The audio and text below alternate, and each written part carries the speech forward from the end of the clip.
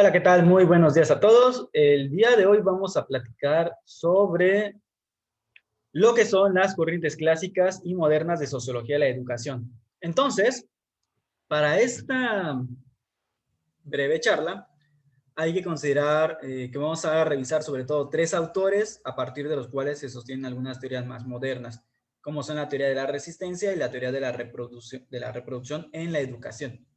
Entonces, bueno, hay que enfocarnos en que estamos hablando de corrientes en sociología de la educación, pero para ello hay que comprender un poco del pensamiento de cada uno de estos autores.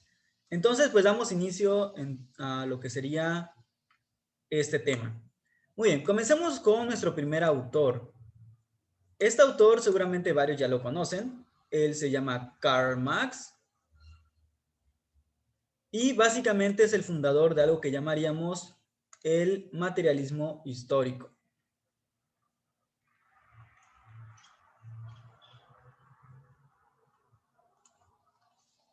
¿En qué consiste este materialismo histórico? Bueno, en resumen, muy en resumen, pues trata de explicar la vida social o los fenómenos sociales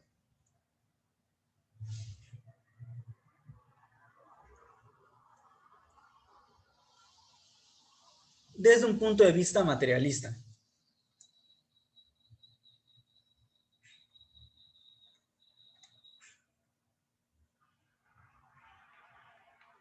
Es decir, lo que pretende es que básicamente cualquier fenómeno social pueda ser explicado a partir de hechos materiales o de una base material sobre la cual se sostienen todos los cambios sociales que pueda haber. ¿Ok? Y que aparte de estos cambios pues son históricos. ¿Por qué? Porque se van desarrollando en la historia. Entonces vamos a ver un poco o brevemente acerca de su visión general y ya luego ir viendo un poco lo que tendría que ver con la educación y así con cada uno de los autores. Entonces, pues él parte de dos ideas, la materia, o que hay una base material para los cambios sociales, y la historia, es decir, se van desenvolviendo a lo largo de la historia.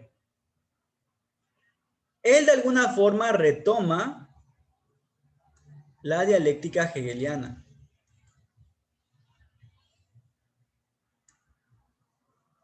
Pero, si Hegel comenzaba con el espíritu,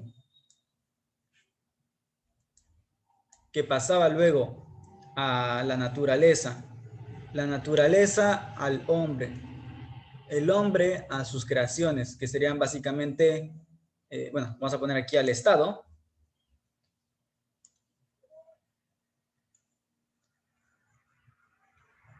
y luego a sus otras creaciones, que serían la religión, el arte,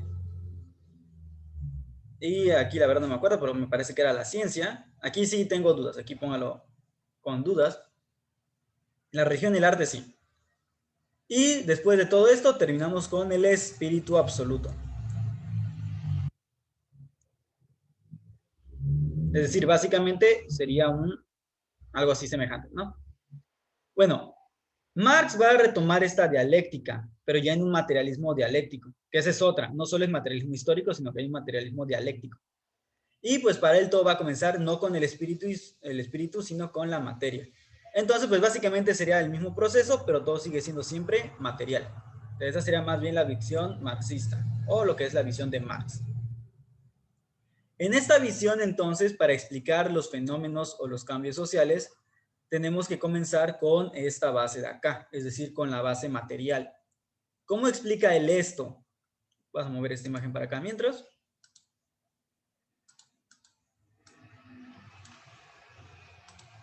Ahora les voy a presentar a ellos. Bueno, hay que entender entonces cómo va a explicar él esta parte. Tenemos aquí lo que va a ser su visión de la estructura social. Ah, no, permítame, aquí ya hay uno.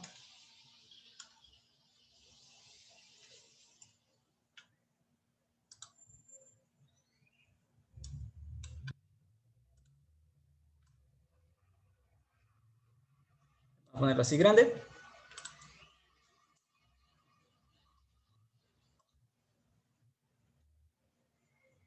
Ok.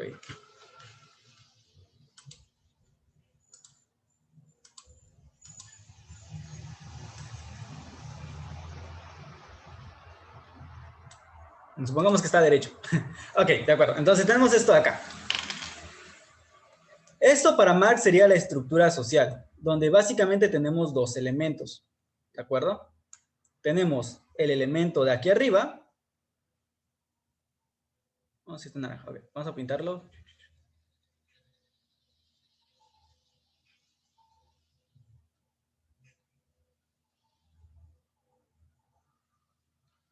Y tenemos el elemento que tenemos aquí abajo.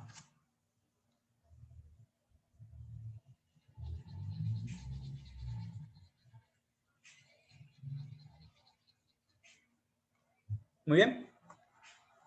Entonces, a este elemento de aquí arriba le vamos a llamar superestructura.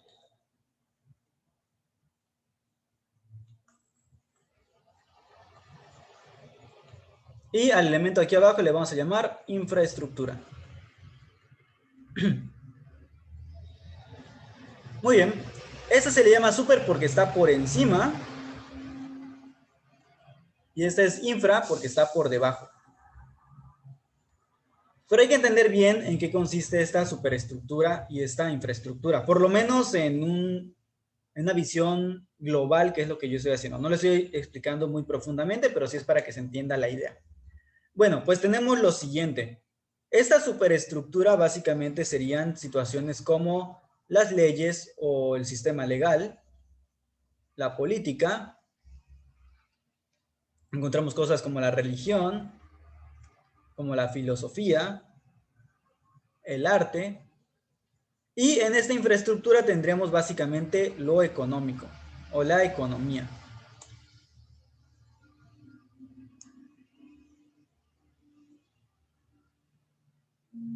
Entonces, ¿qué es lo que nos dice este gráfico? Pues nos dice básicamente que todo esto que está aquí arriba está determinado por lo que está aquí abajo. Y esto que está aquí abajo, pues va a depender mucho del contexto histórico en el cual está surgiendo. Pero básicamente todo estaría fundamentado en la economía. Claro está, no quiere decir que Marx piense que solo la economía basta para explicar todo esto, pero sí que es de alguna forma la más preponderante y que es la base de todas las demás. Es decir, aquí él encuentra su base material del por qué la sociedad es como es. Y con esto se aleja de la conceptualización más idealista. Es decir, lo opuesto, que será la visión de Hegel. ¿Qué es lo que pasa con la economía? Pues que aquí vamos a tener que en esta base, pues va a depender mucho de tu sistema económico. ¿Ok? Y aquí es donde entraría entonces lo de cuestiones como las herramientas de producción o los medios de producción.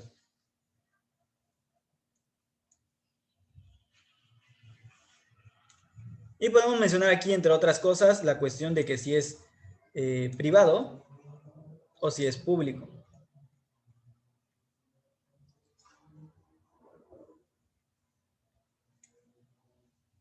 Esto vamos a cambiarlo.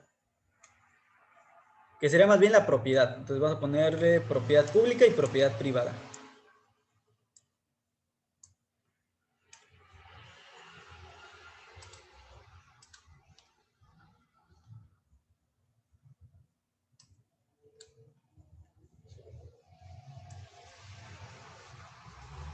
¿Por qué? Porque esto va a cambiar muchas cosas, según él. Propiedad privada y la propiedad pública. Entre otras tantas cosas que podríamos mencionar de la parte de la infraestructura, de los medios de producción y las herramientas de producción, etc. Bueno, el punto es que aquí tenemos una propiedad privada o una propiedad pública o una mezcla de ambas, ¿no? ¿Qué sucede con esto? Pues que básicamente es esta base la que determina, o sea, esta determina esta de acá.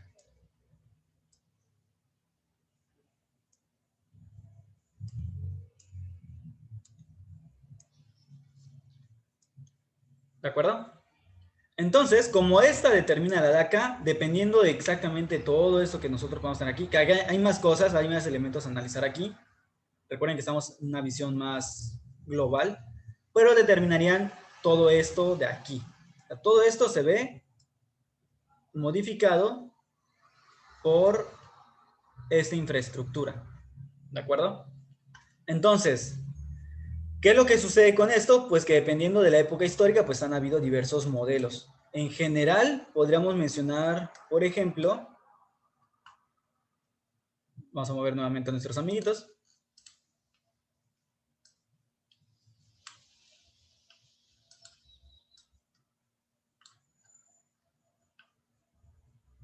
Podríamos ir viendo que la historia se ha ido desarrollando a través de diversos procesos, ¿okay? Donde comenzamos con un comunismo primitivo,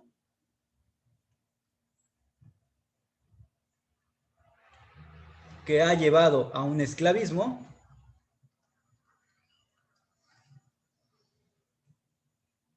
y a un modelo de producción asiática, o bueno, modelo asiático de producción, como lo quieran poner. Modelo asiático de producción. Estos a la vez van a llevar a un modelo feudal,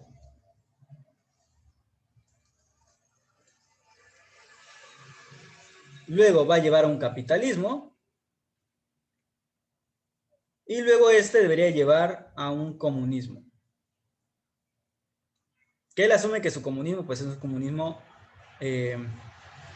científico. Y entonces, aquí no hay clases sociales. Aquí tenemos que la clase social pues va a ser básicamente el amo y el esclavo, dialéctica de la cual habla Hegel, por cierto. En el feudalismo vamos a tener al señor y al siervo. En el capitalismo, al capitalista y al proletariado.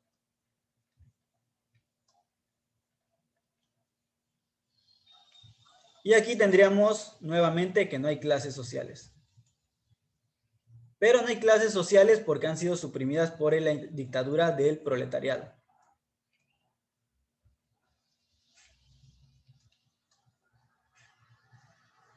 Es decir, la revolución que ha ganado, ¿no? Y básicamente así se va desarrollando la historia, por una serie de antagonismos entre las clases sociales. El amo contra el esclavo, el señor contra el siervo, el capitalismo contra el proletariado, y así sucesivamente. Esto lo pongo en amarillo porque es simplemente una anotación, pero sí hay que entender esa parte, que aquí es donde entra en juego la famosa dialéctica hegeliana. Pero visto desde un punto de vista materialista, donde tenemos una tesis, tenemos una antítesis o antitesis, y del rescate de ambos surge la síntesis, que es el nuevo modelo. Entonces, de la lucha de amo y esclavo surge el modelo feudal, pero aquí va a empezar a surgir su antagonista, es decir, si hay un señor, tiene que haber un siervo. De la lucha de estos dos, o de la resolución de estos dos, surge entonces el capitalismo. Y aquí tenemos otros dos antagonistas, capitalismo y proletariado. Y así hasta llegar nuevamente a un comunismo donde no hay clases sociales, pero porque el proletariado ha tomado las armas y ha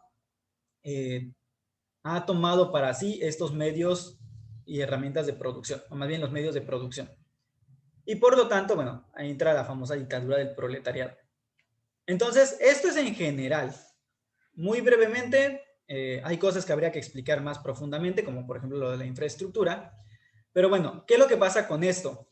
Que como todo esto viene determinado por esta parte, entonces tenemos que las leyes, las políticas, la religión, la filosofía, el arte, entre otras cosas, son vistas por el comunismo, o más bien no por el comunismo, sino por el materialismo histórico, son interpretadas como frutos de justamente esta infraestructura o de esta visión que se tiene sobre cómo funciona esta base material de la sociedad.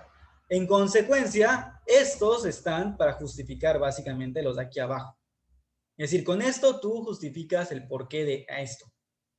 Tú tienes un medio de producción que requiere esclavos, vas a tener una religión que justifique el por qué la gente tiene que ser esclava o el por qué somos distintos.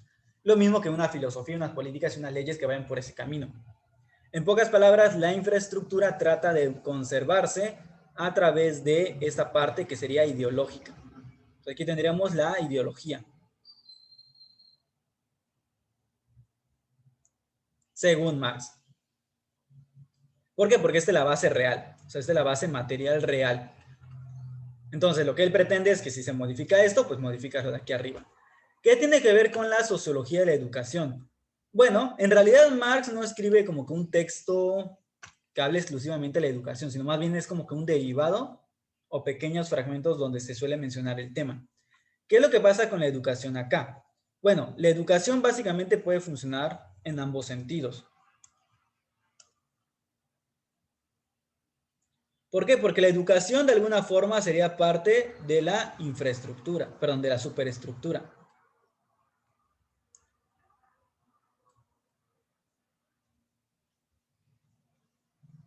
¿Por qué? Porque si ya dijimos que la superestructura trata de mantener a la infraestructura, es decir, trata de que se siga perpetuando, entonces la educación es el medio para lograr esto. ¿Por qué? Porque la educación de alguna manera ha servido justamente en parte para eso.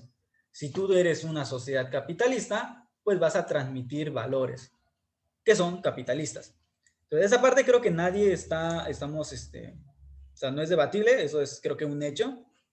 Se transmiten, ¿qué se transmite en la educación? Pues se transmiten valores, se transmite formas de ser socialmente aceptadas,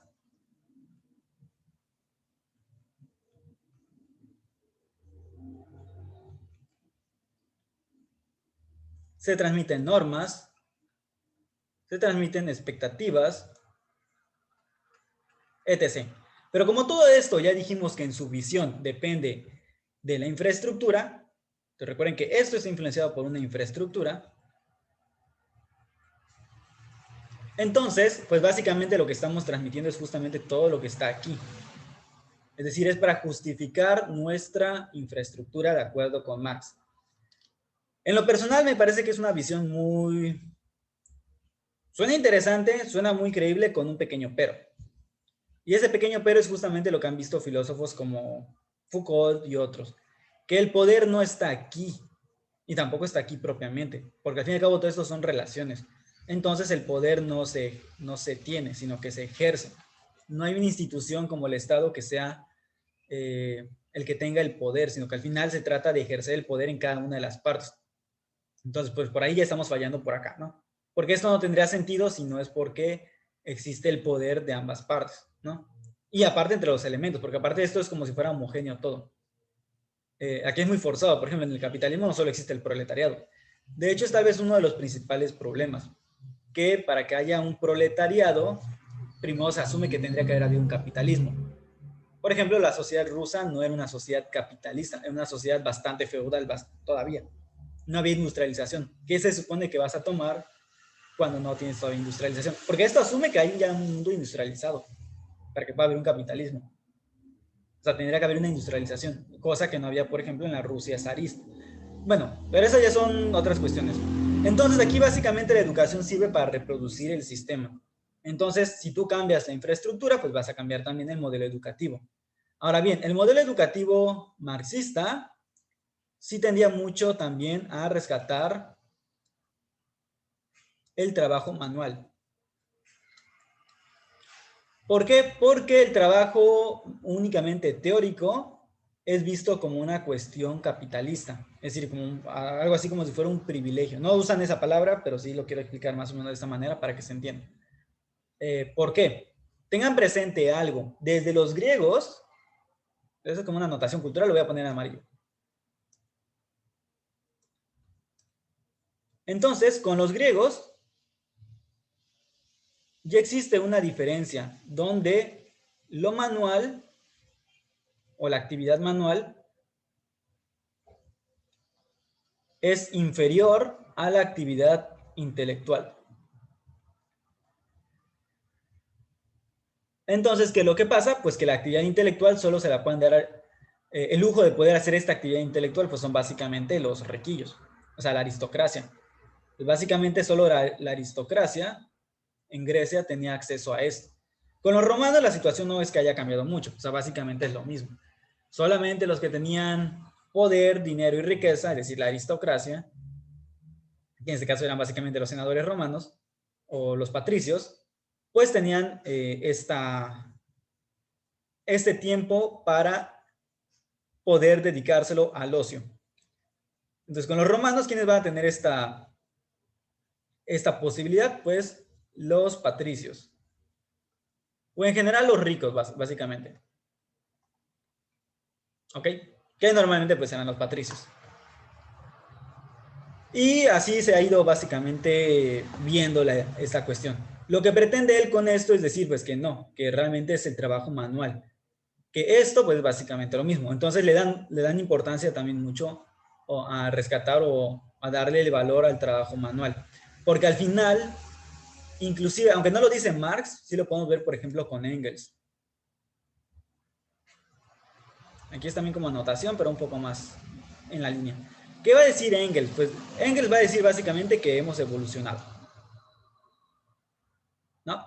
Digo, básicamente no es que diga la palabra como tal, pero él describe, entre otras cosas, que este hombre primitivo, que era básicamente pues un animal, evoluciona gracias a lo manual. ¿Por qué? Porque gracias a este cambio que tiene, logra hacer cosas manuales y al hacer cosas manuales, el cerebro se va retroalimentando, va modificándose, entre otras tantas cosas, ¿no? Pues que básicamente así es como hemos ido evolucionando. ¿Qué tan correcto e incorrecto puede ser? Pues seguramente visto desde una teoría de la evolución más sustentada y actual, pues no tiene mucho sentido. Porque la evolución no es algo a futuro, es decir, y tampoco sucede como que yo modifico mi cuerpo y que eso va a modificar mis genes, ¿no? Más bien, hay mutaciones, hay ciertas cosas con las que ya nacemos que pues son aleatorias y que de repente pues resultan ser una ventaja o una desventaja y si yo logro reproducirme pues básicamente va a pasar a las siguientes generaciones y si esto les da una posibilidad de sobrevivencia se va a ir haciendo más común hasta que inclusive pueda surgir una nueva especie. Entonces más bien es al pasado, es decir, no es que la evolución esté pensando en mejorar, sino que se da un cambio que puede ser en ciertos contextos apropiados o no, que podrían reproducirse o no, y en caso de que se reproduzcan en una ventaja, pues lo más probable es que tengan mayor posibilidad de poder pasar a las siguientes generaciones y con esto pues lograr que este cambio vaya formando parte de la especie, ¿no? Entonces no tiene nada que ver con que si yo modifico mis pulgares, es primero. Primero tendría que haber existido la modificación por alguna cuestión genética o de alguna mutación genética y ya luego ser una ventaja que permitió que este ser en particular se reprodujera más hasta que eso pues, fue transmitiéndose a toda la especie. Bueno, eso ya son otros debates. Pero en general esto sería, entonces tenemos que la educación es básicamente un modo de transmisión. Entonces por eso es que no habla mucho de la educación como tal. Dependiendo del tipo de infraestructura que tú tengas, pues va a ser el tipo de educación con el que se transmite todo esto. Entonces, ¿qué hay que hacer? Pues lograr tomar esta infraestructura y al tener esta infraestructura, o sea, el que la domine, pues puedes dominar el discurso educativo. Al dominar el discurso educativo, puedes transmitir tus valores y todo lo que tú quieras. Ahora bien, el materialismo histórico o Marx asumiría que obviamente esto, pues es lo científico. ¿Por qué lo asume? Pues porque asume que lo que él dice es científico por basarse en una base material, que es la parte de la economía. Y esos medios de producción y las herramientas de producción y todo lo demás que tienen. Los factores de producción, en pocas palabras. Entonces, bueno, así asume que todo esto ya no es ideología, sino que esto ya es ciencia, según él, ¿no? Desde su muy particular visión del mundo. Luego tendremos otro autor con el que se trata de interpretar la educación. Y este autor va a ser justamente nuestro señor de aquí, que se llama Durkheim. Pero permítame. Muevo esto para acá, para acá, para acá, para acá. Listo. Ok, comencemos entonces con Durkheim. Emil Durkheim.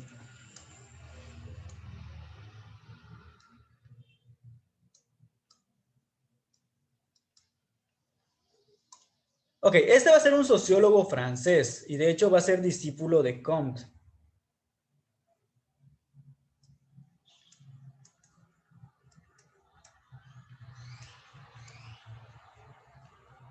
Bueno, ¿qué es lo que va a pasar con él? Él va a ser el primero que hable del estudio de los hechos sociales. Recuerden que con Comte la sociología se separa de la filosofía, es decir, ya no es más filosofía social, ahora va a ser ya una ciencia, o pretende ser una ciencia. ¿Cómo pretende ser una ciencia? Pues este pretende usar el método científico, el cual adora sobre todas las cosas.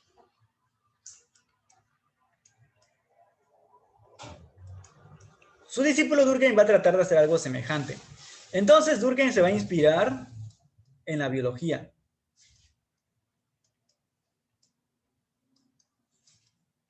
Es decir, así como Comte se inspiró en la física para su estudio de la sociedad y hablaba de una Recuerden que Kant mencionaba de que había una estática y una dinámica social. O sea, había una sociología estática y una dinámica. ¿Ok? Pero esto lo toma de la física, es decir, así como hay una física estática y una dinámica, pues va a haber una sociología estática y una sociología dinámica. Pero en el caso de Durkheim, él lo va a tomar de la biología. Y al tomar de la biología va a decir que existen básicamente dos. O sea, en la sociedad, o la sociología, estudia dos elementos. Por un lado, la morfología social y lo que sería una parte, y la fisiología social.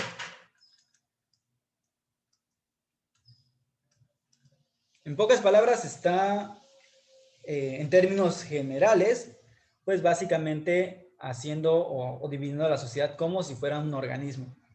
Entonces podríamos decir que es más organicista en ese sentido. Como si la sociedad fuera un organismo que actúa de forma, pues eso, de forma orgánica, donde cada parte tiene su función dentro de la estructura general o dentro del sistema. Ahora bien, él introduce aparte de esto, introduce el concepto de hecho social o de hechos sociales.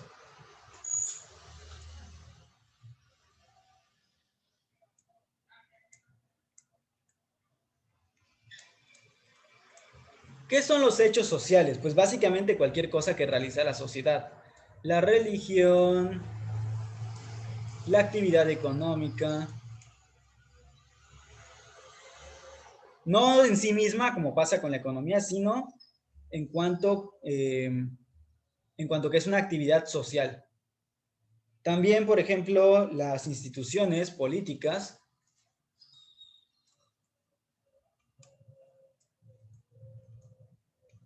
¿sí? Los hechos jurídicos.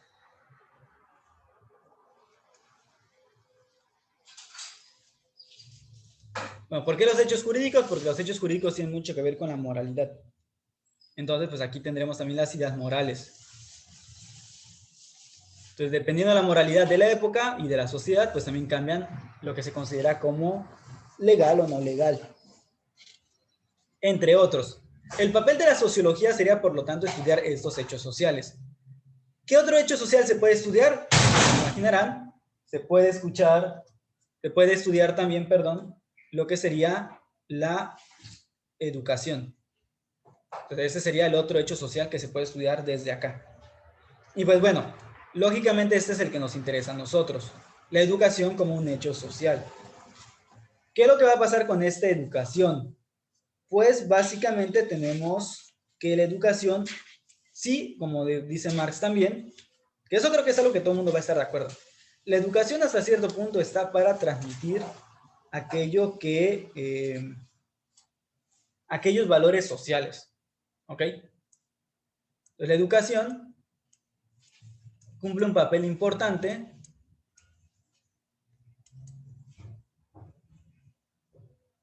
¿en qué? En la estructura social.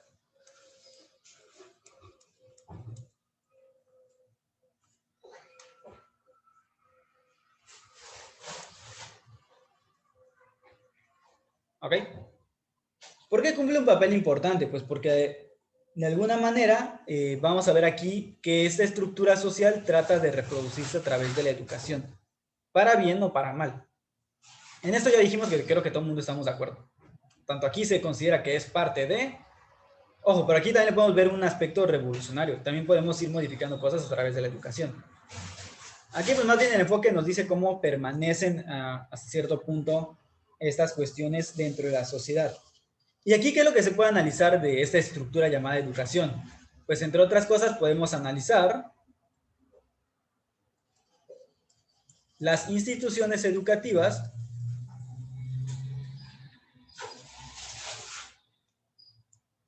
las semejanzas y diferencias. ¿En qué? En sistemas pedagógicos.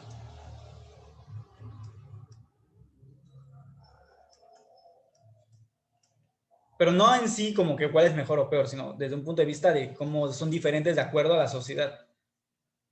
Y sí, sí son diferentes, sí cambian mucho. Los tipos de educación, pero aquí con los tipos de educación también tiene que ver con sus diferencias por clase social.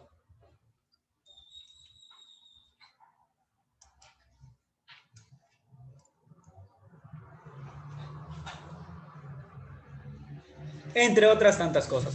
Entonces todo esto se puede analizar en la filosofía de la educación de acuerdo con él. Más bien aquí el punto es desde qué punto es el punto de vista desde el cual se hace. Y para eso pues utiliza diversas categorías. Por ejemplo, algunas categorías que se van a usar, que van a ser preámbulo con él, más no es él el que las pone. Pero podríamos ver, por ejemplo, la cuestión del estatus, que eso ya lo vamos a ver con Parsons más adelante. Es decir, vamos a tener a Parsons, que es Parsons, que va a ser uno de los que van a hablar de esto, pero aquí podemos mencionar, por ejemplo, la cuestión de la estructura, el concepto función, la cuestión del organismo. Ya luego más adelante con Parsons, pues podemos tenerle estatus, los roles, etc.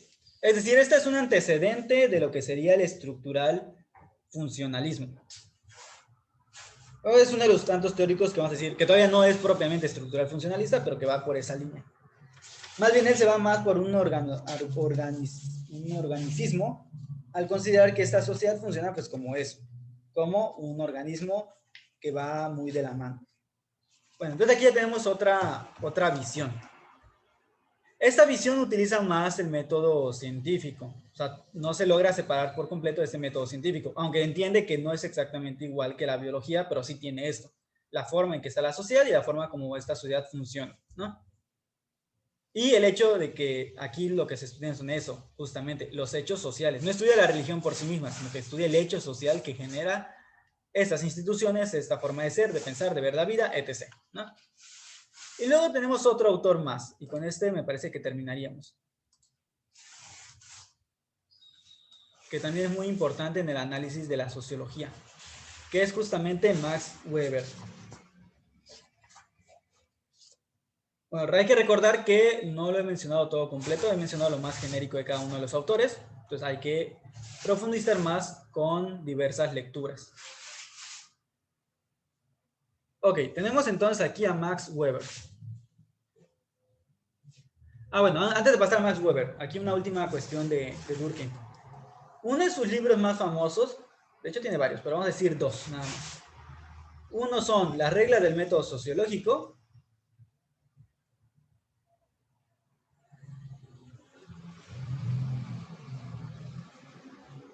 Y otro es sobre el suicidio.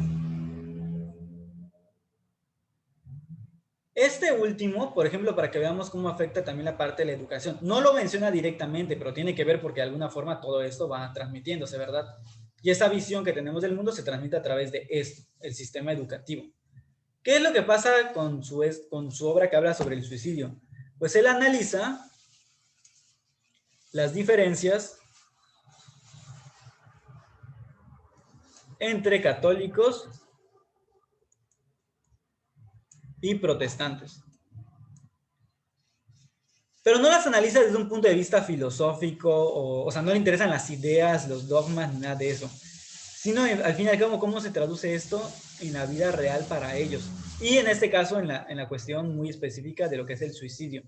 Y él se da cuenta que las sociedades católicas, o donde la religión católica es predominante, más bien entre los católicos, en pocas palabras. Le voy a poner entre católicos y protestantes, así directamente, por religión, no tanto por sociedad, sino por religión. Tenemos a los católicos por un lado y tenemos a los protestantes por el otro.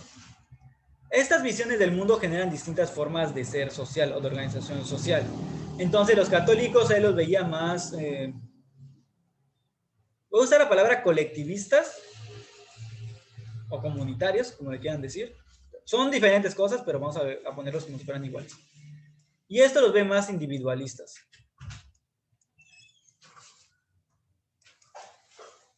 Y estamos hablando de la religión como tal, es decir, tienen más hacia un aspecto o hacia el otro.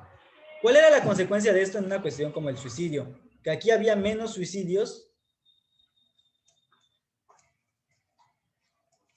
y aquí había más suicidios.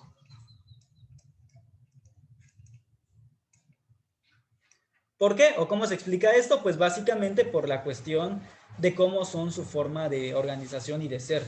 El católico pues es más centralista, ¿ok? Aquí son más centralistas. Aquí son más liberales. También hay que considerar la época histórica en la que estamos hablando. ¿Liberales en qué sentido? Por ejemplo, en la Iglesia Católica pues tenemos al sacerdote, el sacerdote tiene su obispo, el obispo tiene al papa, ¿no? Entonces hay una estructura muy marcada y estamos hablando de una época que es el siglo XIX, donde esta estructura es más rígida de lo que hoy en día conocemos. Todo esto ha ido modificándose obviamente con la historia, esto hay que tenerlo presente, se modifica de acuerdo al contexto histórico. Entonces la consecuencia de esto es que tenemos una jerarquía más rígida, los grupos giran más en torno a esto, el rechazo que de por sí los católicos tenían más a la idea del suicidio, a la idea de la condenación lo tienen ambos, pero el protestante me parece que era más abierto a la idea de que, bueno, no pasa, o sea, sí, sí te entierra y todo, es una tragedia y todo, pero no es como que te prohíban algo, ¿no? En cambio, el católico, por lo menos en la Edad Media, era muy de que el suicida no podía ser enterrado, y es hasta relativamente poco, hace poco que cambió esto, no podía ser enterrado, digamos, en un lugar sagrado. ¿Por qué? Porque había cometido un pecado contra su propia vida. Entonces, pues no te podían enterrar en un lugar sagrado, no podías tener funeral, no podías tener muchas cosas. La cuestión es que esto, pues de alguna manera, parece inhibir la conducta suicida, o por lo menos lo era en aquella época, comparado con las poblaciones protestantes, donde era más fácil que esto sucediera, pero también eran más individualistas desde su punto de vista, o sea, más de que el individuo tenía su propio espacio, y además de esto, pues no tenían una jerarquía tan rígida, entre otras cosas.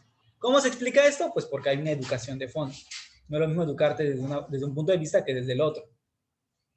Ok, entonces bueno, ahí tenemos una forma de cómo lo aplica él en un caso real que tiene relación con la educación, aunque sea de forma incidental por la cuestión de que, pues obviamente,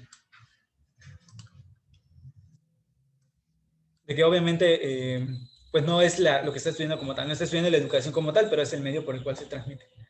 Ok, vamos a ver entonces a Max Weber ahora. Y con este autor terminaría esta parte. ¿Qué tenemos que decir de Max Weber? Él va a fundar una teoría que se llama teoría comprensiva.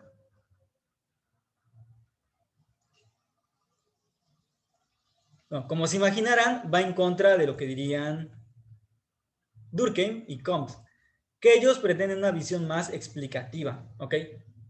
Esta es una visión explicativa y objetivista. ¿Qué significa esto? Pues que ellos se van más por una explicación científica a la manera de las ciencias experimentales. Es decir, se pretende explicar las leyes que rigen la vida social. Mientras que Durkheim no trata de explicar de dónde vienen las leyes sociales. Lo que él intenta es comprender. Por eso el término comprensivo. Entonces, ¿qué es lo que hace él? Pues él básicamente, bueno, para empezar hay que entender que él también vivió en el siglo XIX, estamos hablando del siglo XIX también. Todos estos son del siglo XIX. También Marx es del siglo XIX. Pero su impacto sigue estando hasta el día de hoy.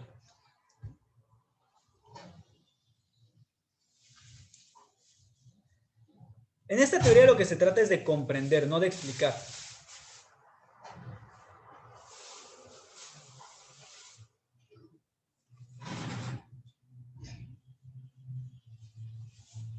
Este simbolito significa no. Entonces, no explicar. ¿Ok? Por comprender es básicamente poder determinar las razones por las cuales se lleva a un tipo de sociedad. ¿Ok? Entonces, él cuando se pone a investigar en sus investigaciones históricas, pues se da cuenta que el capitalismo moderno, la industrialización, lo tecnificado, surge no únicamente por una cuestión económica, no es que tampoco la considere, así como Marx no lo cierra toda la economía, aunque sí le da un peso muy preponderante, Weber no es que se cierra la economía, pero sí tiene presente que no basta con la economía para explicar las cosas, o sea, no basta una explicación meramente naturalista, como si pasa con Marx y como si pasa con Durkheim y con Comte, sino que él pretende que la sociedad se puede explicar a través también de los famosos ideales. Es decir, no basta qué son las cosas, hay que ver por qué la gente ve de esa manera la vida. ¿Ok? Entonces tiene mucho que ver la forma en que se ve la vida. Y para eso no puedes hacer un experimento únicamente. Para eso necesitas preguntarle a la gente directamente qué es lo que piensa y por qué piensa de esa manera, ¿no? Entonces, él va a proponer aquí varias cosas. Va a proponer, por ejemplo,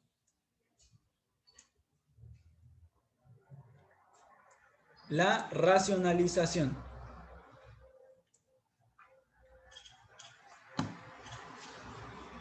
¿En qué consiste esta racionalización? Pues es un proceso que incluye dos cosas. Incluye la organización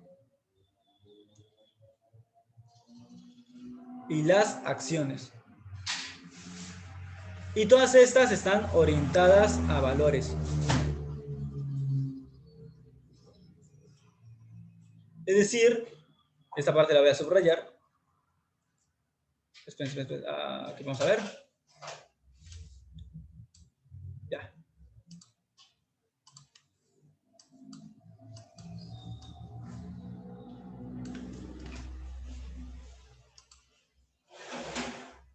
Están orientadas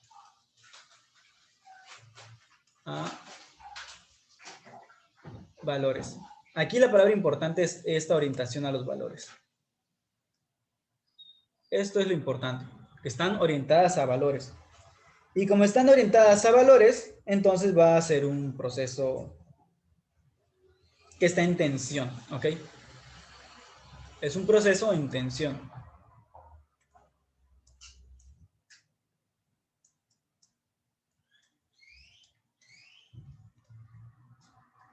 ¿Ok? ¿Con qué está en tensión? Con los fines objetivos.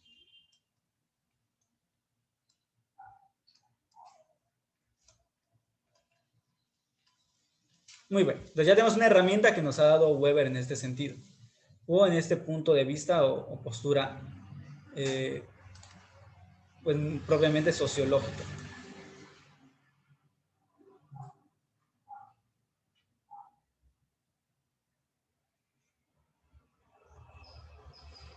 Entonces, ¿qué es lo que va a pasar acá? Que tenemos el concepto racionalización y también tenemos el concepto de acción. Esta acción, es decir, nuestras acciones, se fundamentan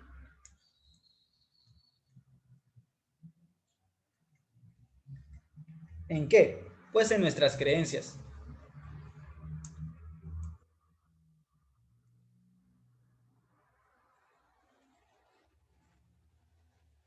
Es decir, en nuestros sistemas.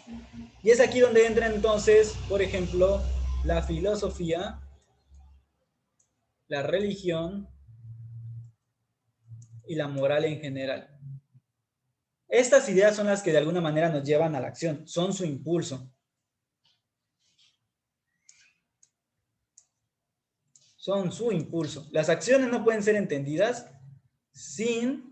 desde su visión de él, sin comprender aquello que las impulsa o las motiva. Es decir, eso tiene que ver con una cuestión más motivacional.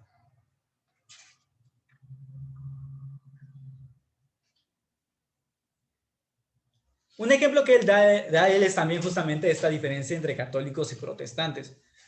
¿Por qué el capitalismo surge en un contexto protestante? Pues básicamente porque, a diferencia de los católicos, que ven la salvación, por ejemplo, en las obras en ciertas obras de bondad, etc.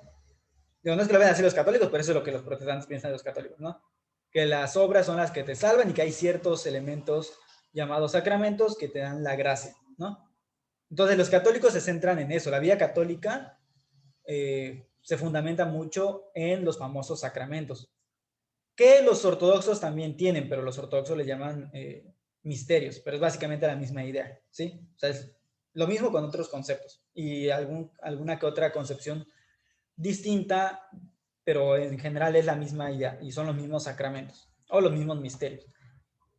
Pero ¿qué es lo que pasa con los protestantes? Los protestantes no sostienen estas creencias. Entonces, muchas veces algunas corrientes protestantes han querido ver en la riqueza la demostración de esta bendición de Dios, ¿no? O de esta salvación. Y en consecuencia le han dado más énfasis a la cuestión del trabajo. Entonces, era más probable que en este tipo de sociedades surgiera algo como el capitalismo. Además de la visión que se tiene sobre la riqueza, la pobreza y todo lo demás. ¿Ok? Entonces, este es un ejemplo nada más que él va a dar. Y aquí podemos ver que estas acciones pueden ser con arreglo a valores o con arreglo a fines. Es decir, hay sociedades que se organizan, tanto sociedades como personas que se organizan más con arreglo a un valor y otras que prefieren arreglarse a un fin, a fines objetivos. También menciona otra cuestión importante, que es la cuestión del liderazgo. O bueno, él analiza, entre otras tantas cosas, los tipos de liderazgo. Y básicamente menciona tres tipos, que serían el carismático, que por su propia personalidad jala gente.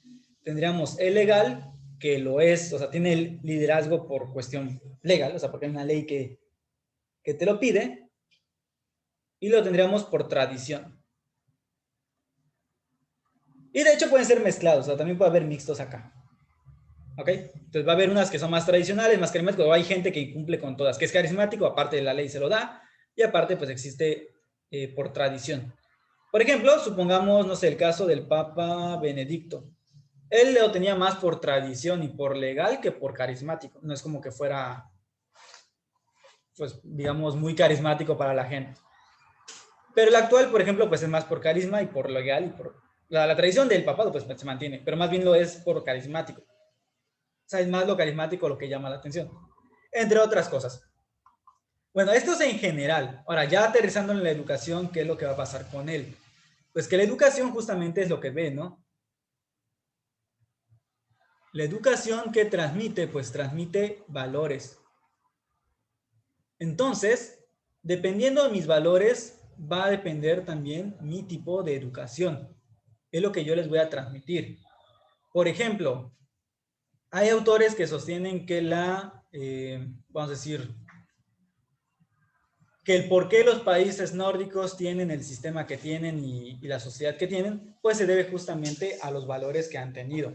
Ellos, por ejemplo, pues fueron, o sea, ya habiendo formado sus reinos durante la Edad Media, tenían unas características sociales bastante distintas a otros reinos europeos feudales. Ellos tenían más libertad, un poco más de igualdad, no es que fuera mucha, pero tenían más igualdad que otros reinos. Tenían una visión un tanto distinta, estaban relativamente más lejos que estas sociedades de su centro, que sería, por ejemplo, Roma. ¿Por qué? Porque pues, recuerden la relación que había entre la iglesia y los diferentes reinos, que a veces era muy tensa, pero pues ellos estaban muy lejos. Entonces, con la reforma protestante, pues entran estos valores que hemos mencionado anteriormente, sobre todo una visión más enfocada a que se puede ver en el trabajo duro, pues una bendición, ¿no? Entonces, en este trabajo duro, y aparte con todo lo que ya decíamos de esta liberalidad, pues se va dando una sociedad más libre en ese aspecto. Entonces, bueno, básicamente se explicaría la base sobre la cual se fundó la cultura nórdica y el por qué ven el mundo como lo ven hoy en día, y del por qué su educación. Los protestantes cuando surgen ya tenían una facilidad que no tenían los católicos durante muchos siglos, que es la facilidad de imprimir libros. Hay que recordar que, por ejemplo, la Iglesia Católica, desde que aparece el cristianismo y ortodoxa, porque ahí iban de la mano, eran la misma iglesia, hasta el siglo XVI tenía que estar copiando a mano prácticamente o los papiros o los libros en aquel momento. Entonces no había la tecnología para poder, digamos, reproducir textos rápidamente y más barato. Solamente los ricos podían tener acceso a ellos. o la gente con mucho tiempo y dinero. ¿Qué es lo que pasa, por ejemplo, con los protestantes? Pues los protestantes surgen con Lutero en el siglo XVI, ya existe la imprenta, de hecho fueron también de los que lo usaron así muy pronto, y pues era más fácil difundir sus ideas y también de alguna manera pues reproducir el libro para que gente de menos recursos pudieran acceder a ello. Pero eso implica enseñarles a leer y darle énfasis al texto sobre los ritos, cosa que la iglesia siempre le ha dado más prioridad, en este caso a los ritos. ¿Qué es lo que pasa? Pues que en consecuencia tenemos una sociedad que tiende más a la lectura, comparado con las otras sociedades. Basta esto para explicar, pues únicamente, bueno, para explicar, por ejemplo, por qué son así. No del todo, pero quizá tenga mucho que ver, o una parte por lo menos. Obviamente hay más factores que hay que considerar, ¿no? Como hechos históricos, etc, etc. Pero en general sí tiene mucho que ver la forma como se transmite la visión social. Entonces, no podemos decir que alguno de estos tres autores tenga la razón, eh, pero de alguna manera sí nos dan ciertas herramientas para el análisis social de ciertos elementos. Solo que aquí él se va al otro extremo. Aquí estos dos se van al extremo del objetivo y que hay que analizar desde un punto de vista naturalista, y él se va de, no, no hay que explicar por qué son así. No hay que buscar leyes generales, hay que entender el por qué viene la vida de esa forma. Entonces, si me lo preguntan, se parece más a la filosofía, pero obviamente esto es ciencia social. O sea, esto es desde un punto de vista de la ciencia social. Y siempre va a haber esta tensión en las ciencias sociales, entre lo explicativo y lo comprensivo. O sea, son dos polos. Aquí tendríamos el polo explicativo, que eso es una simplificación, ¿eh? O sea, no... Es demasiado simplista hablar así, pero era la discusión que había en el momento. Aquí tendríamos lo explicativo, y hasta la fecha sigue existiendo la discusión. Y aquí tendríamos lo comprensivo. ¿Por qué? Porque aquí habría más vertientes y se vuelve un poco más compleja la situación. Bueno, entonces ese es el papel de la educación también. Hay que ver el tipo de educación también por los valores que se transmiten. ¿Ok? Bueno, y por el momento sería todo realmente de esta parte. Termino mencionando, o sea, ya terminé esta parte. Voy a continuar ahora con la última parte y ya con esto sería todo. Dos teorías importantes a considerar hoy en día. Primero, la teoría de la reproducción.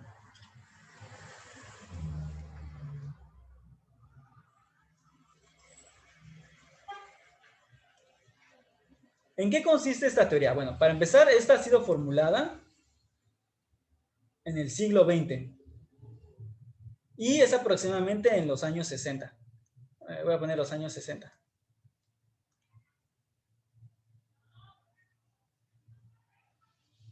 ¿Ok? Es en los 60 que surge esta teoría. ¿En qué consiste esta teoría? Pues básicamente es una crítica al sistema capitalista.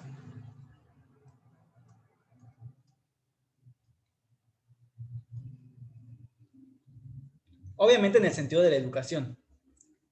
¿Qué es lo que hace? Pues básicamente decir, bueno, en resumen, lo que dice es que el sistema capitalista se reproduce a través de la educación.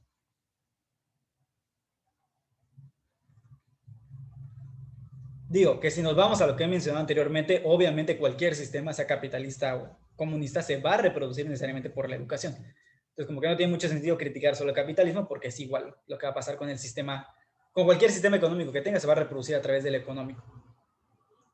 Ahorita vamos a ver otra propuesta que es como una respuesta a esto. El sistema capitalista se reproduce mediante educación. Como mencioné, pues esto es hasta cierto punto una obviedad. Y aplica para cualquier sistema, no necesariamente tienes que ser capitalista para esto, ¿ok? Es obvio que cualquier sistema se va a reproducir de esta manera. ¿Cuál es uno de sus referentes teóricos? Pues tenemos, por ejemplo, a Althusser, que es otro filósofo, sociólogo y etc.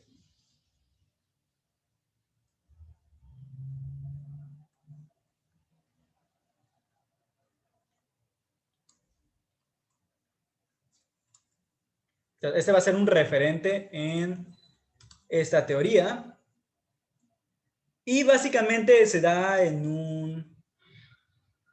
un contexto en el cual hay hasta cierto punto, una lucha de clases que se ha recrudecido. Recuerden que es la época de la Guerra Fría. donde o eres comunista o eres capitalista, pero no puedes ser otra cosa, ¿no? Y por lo tanto, pues se enmarca en este contexto, que si no eres de los míos, pues eres de los enemigos. Entonces estaba muy polarizada la sociedad.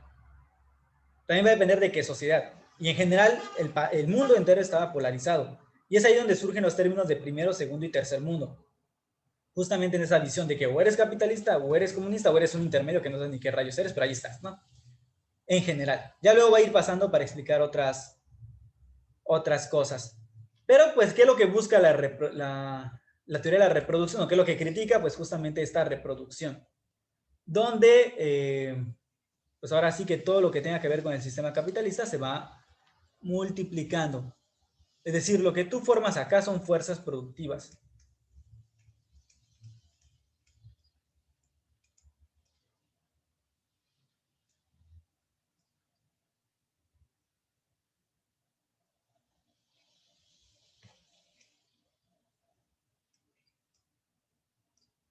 Y por lo tanto reproducir el sistema capitalista.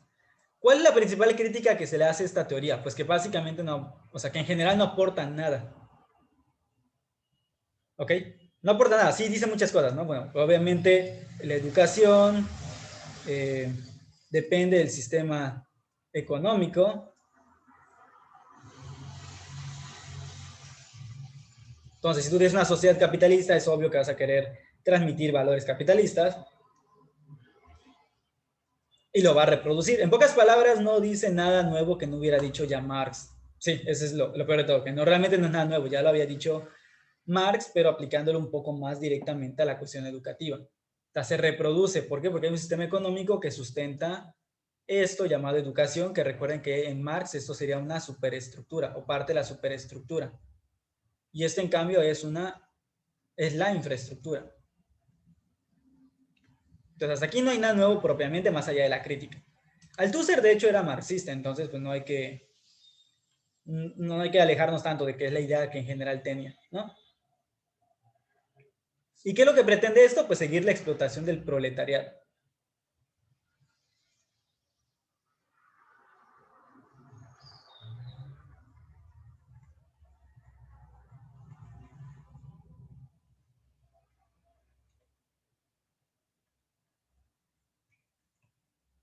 Ok, entonces, la crítica que le hacen inclusive dentro de ellos mismos, pues es que no aporta absolutamente nada. Y que, bueno, si me lo preguntan a mí, eso ya es algo obvio, ya lo habíamos dicho anteriormente con Marx. Entonces, ¿qué estás aportando de nuevo? Pues absolutamente nada. Y es aquí donde entra la teoría de la... Es la teoría de la... que es su opuesto de la resistencia. Y esta ya es una aportación propiamente. Resistencia. ¿De qué nos habla esta teoría? Bueno, si esta fue entre los años 60 y 70, esta se va a dar justamente entre los 80 y los 90. Bueno, entre los 70 y los 80 más o menos. Aquí vamos a tener que es también siglo XX, pero entre años 70, aquí puse 60 otra vez, entre los 70 y los 80. Bueno, ¿qué es lo que pretende entonces? Pues básicamente esta... Disculpen si digo mucho básicamente, pero es que es la verdad, es la base, ¿no? Bueno, en resumen, en un contexto más sencillo, o más resumido o sintetizado, lo que vamos a ver aquí es justamente que la educación es vista, o sea, ya es una respuesta a la anterior, para empezar.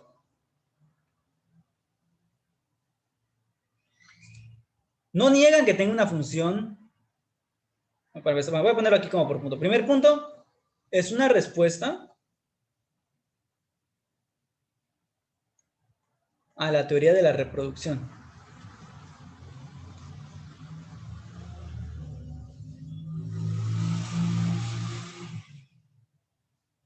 ¿Por qué? Porque no aporta realmente nada. ¿Qué es lo que aporta esta? Bueno, la educación efectivamente acepta, es decir, acepta que tiene función reproductora.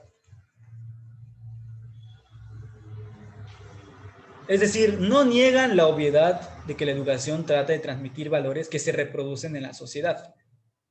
Es decir, la educación es justamente para que tú puedas formarte parte de esta sociedad. Sin embargo, lo acepta que esto es un hecho, pero también tiene una función de resistencia.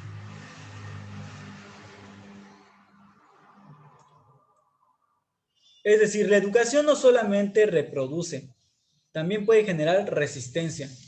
Resistencia a justamente los valores, estructuras y todo eso que ha tenido anteriormente. ¿Qué es lo que ha pasado acá? Porque hay que entender este cambio. Bueno, aquí hay un viraje. Es decir, en los años 60 estaba la famosa Guerra Fría y parecía que hasta cierto punto eran iguales. O sea, aparente equilibrio en fuerzas. Parecía que la URSS pues estaba básicamente a la misma altura que el capitalismo de Estados Unidos, ¿no? Pero como el modelo comunista siempre fracasa en todo lo que hace, aunque digan que es por culpa de los capitalistas, ya para los 70, 80, pues resulta que el avance del capital era bastante obvio.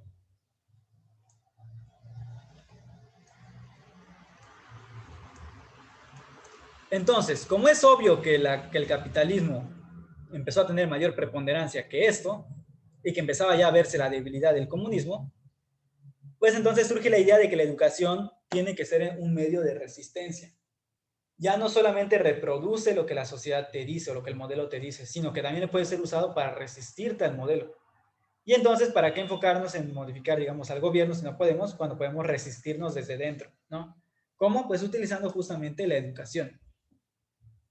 Entonces, a eso se refiere en general.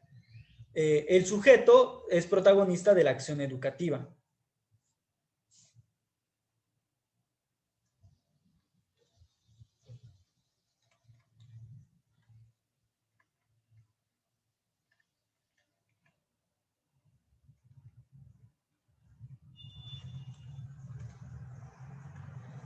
Y por lo tanto puede también elegir o puede rechazar aquello que se trata de reproducir en él.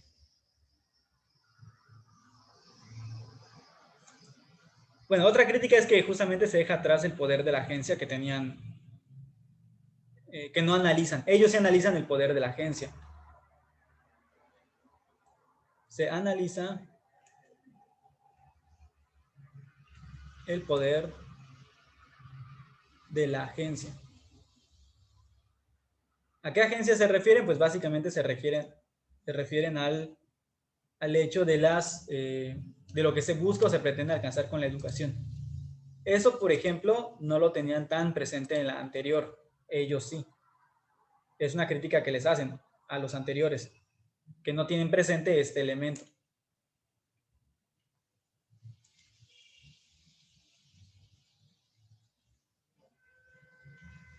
¿Ok?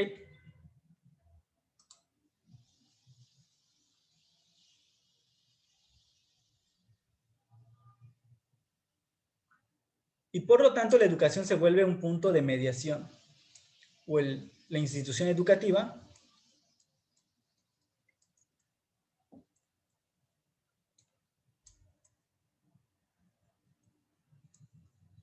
perdón, a ver, corregimos acá.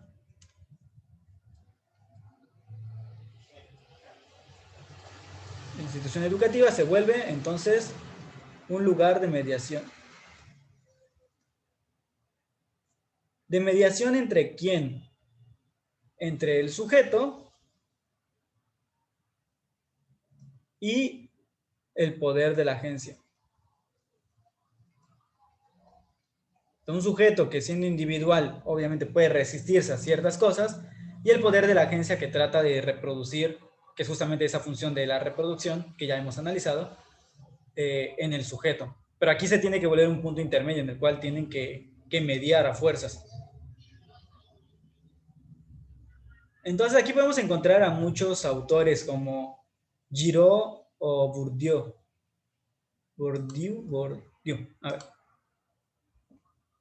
Voy a mencionarlo solamente. Algunos autores Solo que...